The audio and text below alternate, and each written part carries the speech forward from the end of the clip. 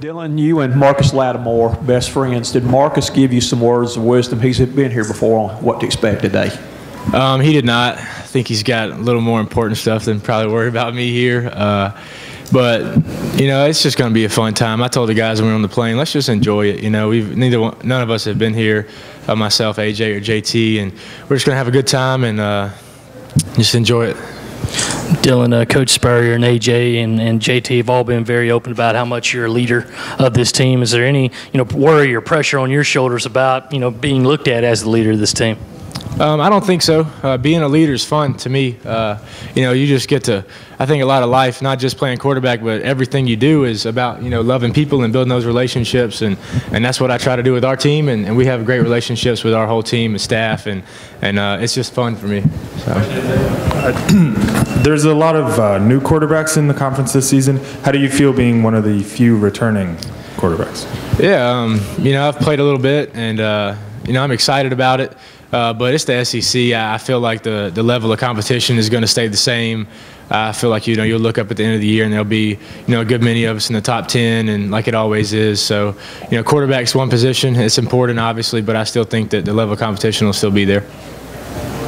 Going back to Dave's question a little bit, do you feel like this is your first time really stepping out as the face and kind of the new quarterback going into this year? You could say that, but I don't, honestly, no. I don't feel too different. Obviously, Connor isn't here, but it's been fun in the off season, just leading the guys and having other guys lead. I think it's important to have multiple voices. I think Corey Robinson, Bryson Williams, those guys have done a great job. Corey's just huge, so nobody's going to say anything back to him. You don't have to worry about that. But and Bryson's just done a great job working, and just really excited about our team and our guys. Next question. Dylan, just a pretty fortunate feeling for you, though, the fact that you got 4 returning offensive linemen and a lot of experience at the skills.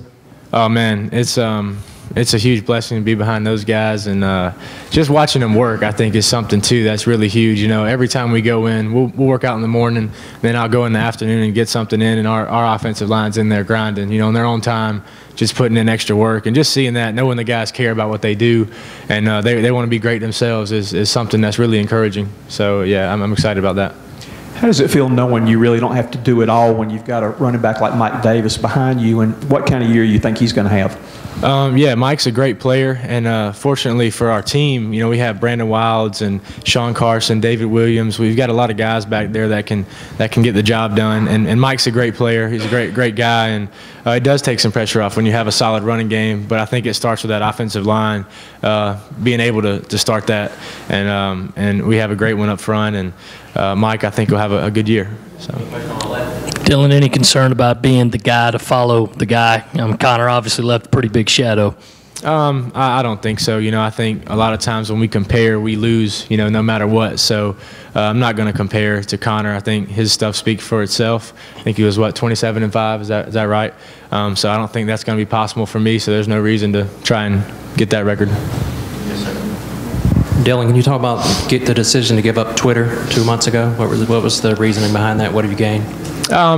It wasn't anything big. I just, Twitter's cool and fun sometimes, but just the time I was worried about other stuff too much than to be looking at, silly stuff on Twitter. So that was basically it, Dylan, Steve Spurrier has been known in the past to physically go out and show you what to do on the practice field, show you the steps, show you the throw. Is that still going on? Has it gone on with you even in this offseason? Absolutely. He's going to keep doing that, I'm sure, as long as he's coaching. And that's something fun. We always give him a hard time about is doing that. And he's a fun coach, and he still does it. I'm sure he'll still do it. Whoever's up here next year will tell you the same thing. Follow up a little bit with that. Talk some about his impact on you as a quarterback. This is your, you've been there a while now, so just talk about how he deals with quarterbacks, your relationship with him.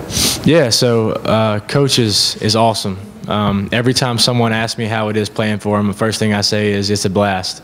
And for me, you know, in high school I played all sports, so I never really concentrated on football, but I was always going to, you know, try and work hard and all that.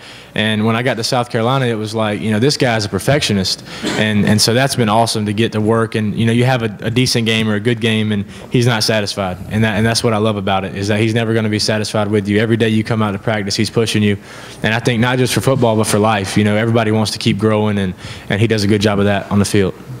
Dylan, the guy that's going to be on the other side of you, the second game of the season, Hudson Mason, kind of similar deal, guy that's had starts in the past, but first year as a starter as a senior.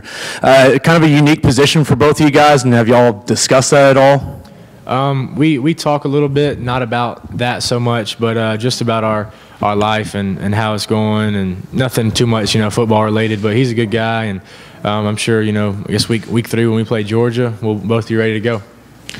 Dylan, I remember when you got your first offer from Furman, how excited we are, but can you talk about your career at South Carolina, how things have worked out, and you know what you see for your final year there? Yeah, it's been a blessing to be at such a great place, great people. You know, we got a great AD, Coach Tanner. I was fortunate enough to have an internship with him this spring, so I learned a lot from him, and we just got great people all around, from the football staff to the athletic staff, the people in the area. That first and foremost has been awesome, and then, you know, just being a part of this, you know, winning culture, I think that since we've been there has happened, and hopefully just keep that going. You know, I don't know what that looks like individually, but as a team, you know, we hope to just keep that rolling. Dylan, you and AJ go back a long ways. You guys came in together. Could you describe your friendship and you know, trying to be the leaders on this team? And how good does it feel to have a guy like that protecting your back? Yeah, AJ is an awesome guy. He's like a brother. I mean, I think a lot of guys say that, but he really is. I mean, 2 weeks ago, we're 6,000 miles away from here in Israel together. So we're really close. I mean, we live together. Probably know too much about each other, but he's a great guy.